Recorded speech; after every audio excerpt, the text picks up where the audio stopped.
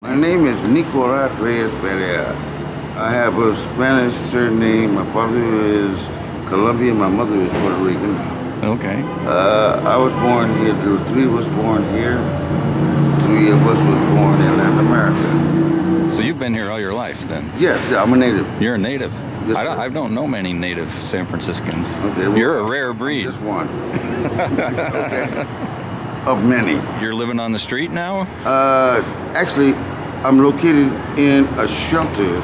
Oh, okay. But that's temporary until I can establish permanent housing. No, and you're but on your... But when I'm not there, I'm on the street. Yeah. How long have you been alternating between? Several years? Yes. Did you have profession before that? What did you used to do? I was a jack of all trades and a master of none. Yeah, like what sort of trades were you a jack of? I'm a painter. Painter? Like house I painting? do cement finishing. Like sidewalks? Construction work. Yeah, exactly. You know what I mean? We lay down, just, cut the lines. Any sidewalks around here are your work? No, actually, I did most of it in Oakland. In Oakland? Oh, okay. Yes. Yeah, that's good. Like I said, I've done anything that I could do. Yeah. I did landscaping, gardening. Yeah. You know what I mean? Yeah. I got, like I said, I never mastered any of them, but I have experience in it. Yeah, but not working in that now. Yeah, exactly. I've never been in a union or anything like that. Yeah. So, if someone gave you the perfect job, what would it be? What do you think? What would you like to do? The perfect job? For you? The presidency. The presidency of the United States? Yes. Yeah? Okay. That's the perfect job. I mean, yeah, nobody can give you that job, though. You a house and a bunch of money. That's true. Okay. And you get an army, and you get your own plane. Yeah. But guess what, though? You got to have the scruples to go with it. Well, I play music, and that's what I love doing. What kind of music? Guess what? I like jazz. I like salsa. You know what I mean? Yeah. I just like to be involved with other people because it's called call and response. When you play, if you ever played music or if you ever had an instrument, when you're dealing with other people, it's communication, man, but it goes beyond words. If you ever played with anyone else, man, you know the feeling you get from another musician. Yeah. Because you're talking to each other, but you're doing it in another language. Do you get a chance to play it all these days? Yes, I played at a jazz club on Fillmore between O'Farrell and O'Farrell and what? Eddie. It's right by Yoshi's. Oh yeah, Right, and I played there. They had a band that was jamming. Me and my friend went in there. They had a tumbali player, a conga player that was playing two drums, but they had a third drum that nobody was touching. They had a bass player, a guitar player, a lead singer, drummer, a keyboard player. And I told my friend, I said, hey man, I want to touch this drum. Yeah. You know what I mean? And I touched it. When I played the drum with the percussionist, the band even gave us an opportunity to just do a percussion roll. Right? So we was doing our thing, and then they jumped back in, right? The leader of the band said, hey, guess what, man, I don't know who you are. He said, man, I like you. He said, I like what you did. He said, man, we play here often. He said, so guess what? When we're playing here, man, if you have the opportunity, come on, sit in, and I'll do a little something for you. In other words, financial compensation or something like that. And I said, man, guess what, man, I will do that for free. So you'll get another chance maybe later on. Yeah. So you have a favorite musician you like to follow? Who's your influences? Well, my influence, I like Peter Escobedo. I like Tito Puente. Okay. You know what I mean? Because of my Latin background. Yeah. You know what I mean? I grew up with that Spanish was spoken in our household. You know what I mean? Yeah. So you speak Spanish? Yes, I do. I like Roy Ayers. Roy Ayers, yeah, Roy Ayers. There's various jazz musicians. I like Bob James. Bob James. Yeah, Bob James. You know what I mean? I like. Damn, I can't think of this cat's name. You know, Pieces of a Dream. You know what I mean? There's many artists that I really appreciate their contribution to making somebody happy. Yeah, yeah, I get that. Yeah. Yeah. Yep. So if there was something you could change in the world, suppose someone gave you the power to change something, what would it be? What do you think? I would change war. Change war. Have peace. And get rid of war. You wouldn't change it, you'd get rid of it. Exactly. Yeah. Yeah, yeah. I mean, that would be change. That would be change, yeah. Absolutely. Yeah. Well, that's that's very noble. Yeah. But here in the same token, though, I'm thinking about, there's two sides to a coin, right? So, if you stop war, what would that do for world population? You understand? Because I think war regulates population level. Do you? Yeah, I mean, because guess what? If you kill people, that makes room for more people. I suppose. I mean, there's two ways to look at it. You know what? We can produce food, but we're producing more people than we are food, right? So therefore, you know what I mean? Somebody's going to, it's the haves versus the have-nots. Right. Yeah. Right? Yeah. So if you were president, so you got that job you wanted and you're president, what would you do to help that situation, do you think? Well, chances are I probably wouldn't want to be president. Okay. Yeah. But I thought you said you just... No, guess what? I mean, that would be the perfect job. I'm talking about... Oh, okay. I was looking at it from one perspective only. Yeah. And that would be the money that I would make. Right. But guess what? That does something for me, but it doesn't do anything for anybody else. That's true. You know? Yeah. And that's, and that would be wrong. It would be wrong for me to get that gig only because of the fact that, guess what?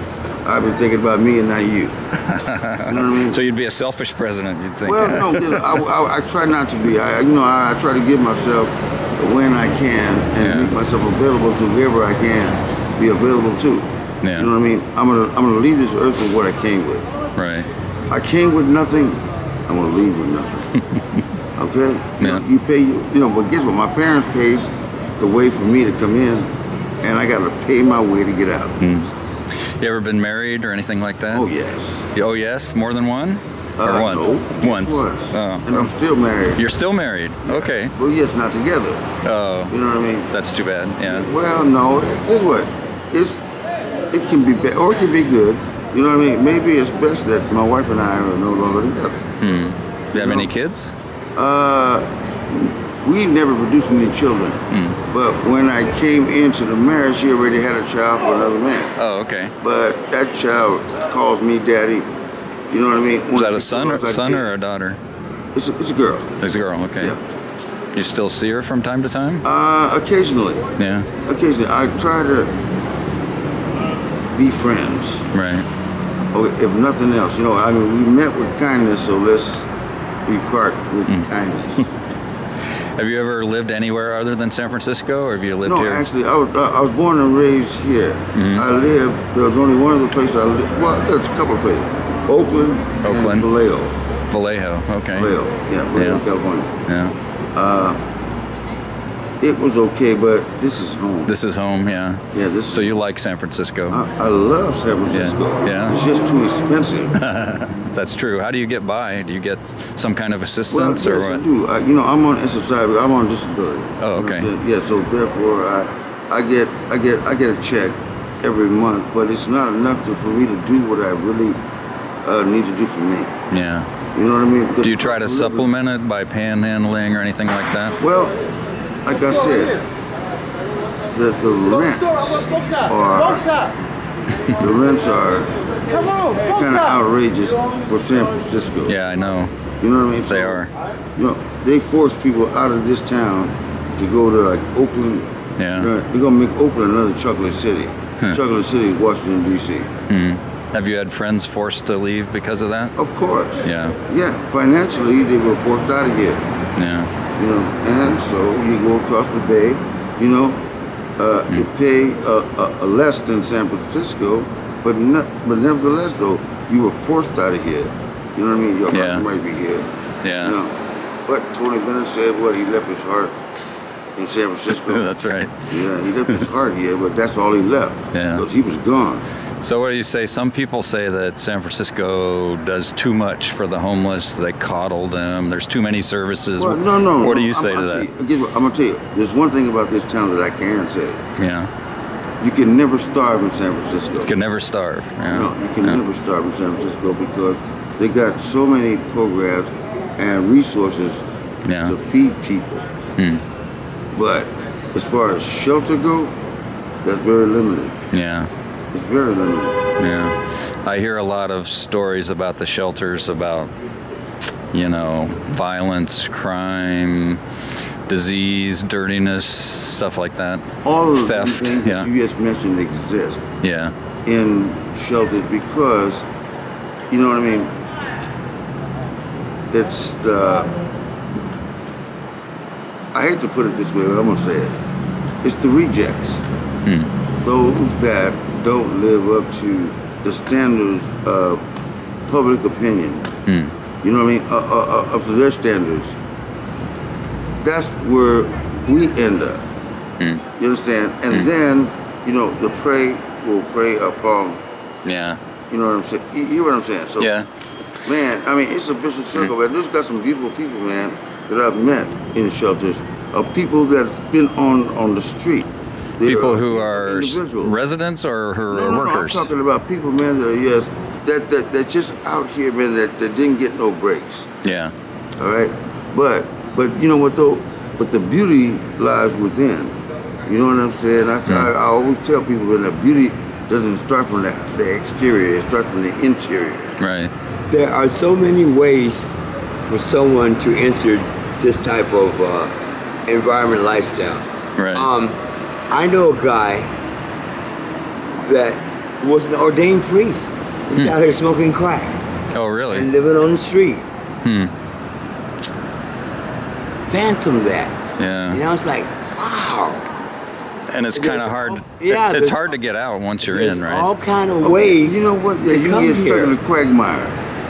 Yeah. You know what I mean? Yeah. Like quicksand, man. Once you step in, man, goddamn, it's hard to get out. It's hard to get out. Excuse my language. That's but it's not just crack, it's heroin, it's booze, it's whatever I gather to pacify or not contemplate of maybe a hurt or damage done.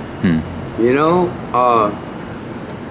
It's like drinking. You drink to forget about your problems. Yeah. All right, but guess what? It just makes it worse. Up, it's still there. Yeah, your problems are still there. Yeah, it's still there. Yeah. You get hassled? Any hassles with the police, or are you on good terms? No, occasionally they'll come by. It all depends on my behavior. You know what I mean? Yeah. If I'm behaving properly, I conduct myself like I should at my age, guess what? I'm okay. Yeah. You did. But if I get out here and act like a youngster, you know what I mean? Yeah. Disrupting things, hey, they're going to confront me, and I don't blame them for doing that only because it was about my behavior, not theirs. Right. They're doing their job. Yeah. You know, I can appreciate them at times because, you know what I mean? If it's not harassment, then hey, you know, do your job. If I'm misbehaving, check me. Sounds like a very reasonable attitude. Absolutely. Yeah. No, that's the way I should treat it because guess what? I got to respect me before I can ever respect you. Yeah. Yeah. Okay, so that's the way I work it. So this is going out to the world. Who knows might see it. So what would you want to say to the world? The world's watching. What do you want to say? It's your chance. Love each other. Love each other. Love each other. You know what I mean? Give you love, man. Give you life is about giving and not receiving. Give something to somebody somewhere because it will come back to you. That's my message. That's a good message. Thank you. I like that message. All right. Anything else you want to say? No, actually. Well, actually, anything. Tell me, what's something interesting that nobody knows about you that you're willing to reveal? Is there some secret that you've had? This is like one of those TV shows, you know, where you reveal your secrets. You have any secrets? Do I have a secret? Yes, I do. And guess what? The only reason that I can't tell you is because if I tell you, it wouldn't be a secret. Yeah, okay. Smartphone. What about, like, I know you're a musician. Any other special skills or hobbies you like to do other than music? I haven't discovered them yet because I'm not through living. Okay, true. Yeah. So guess what? I'm still discovering. I'm trying to discover who in the hell I am. And I'm 62 years old. But guess what, though? I'm 62 years old young. Yeah, that's a good attitude. Okay, so guess what? I'm going to do it until I can't do it anymore. How about that? That's good. Do you get access to the internet at all when you go to the library? Computer illiterate. You're computer illiterate, okay. Yes. I don't deal with computers, so therefore I may not never see it. You may never see it, yeah. Yeah, except in a photograph. Oh, well, okay. I thank you very much for the interview. It was very nice to meet you. Yeah, you're more than welcome.